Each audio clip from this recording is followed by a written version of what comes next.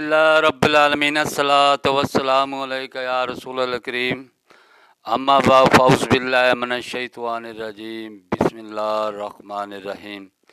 ناظرین اکرام، دوستو، بزرگوں، میری بہنوں، السلام علیکم ورحمۃ اللہ وبرکاتہ۔ امید ہے آپ اللہ کے فضل سے خیریت سے ہوں گے۔ اللہ تعالیٰ آپ کو اپنے حفظ و ایمان میں رکھے اور شیطان کے شر سے محفوظ رکھے، ہم سب کا خاتمہ ایمان پر فرمائے۔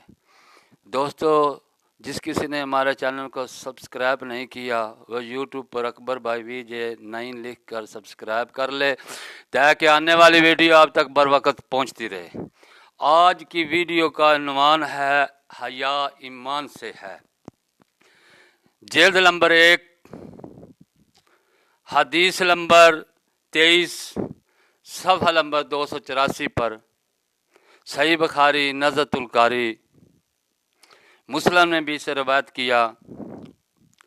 حضرت عبداللہ بن عمر رضی اللہ تعالی عنہ سے روایت ہے کہ آپ صلی اللہ علیہ وسلم ایک دن ایک انصاری کے پاس سے گزرے۔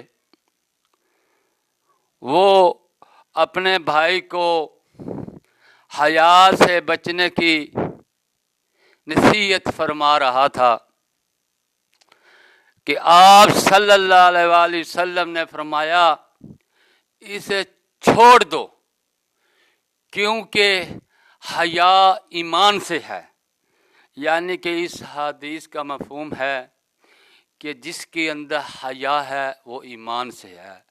آپ صلی اللہ علیہ وسلم نے اس انصاری کو فرمایا کہ اسے حیا سے نہ روک، اس کے اندر حیا رہنے دے، کیونکہ حیا ایمان سے ہے۔ جس کے اندر حیا ہے سمجھو وہ ایمان سے ہے، ایمان کی نشانی سے ہے، ایمان کی ایک نشانی سے ہے۔ السلام علیکم ورحمۃ اللہ۔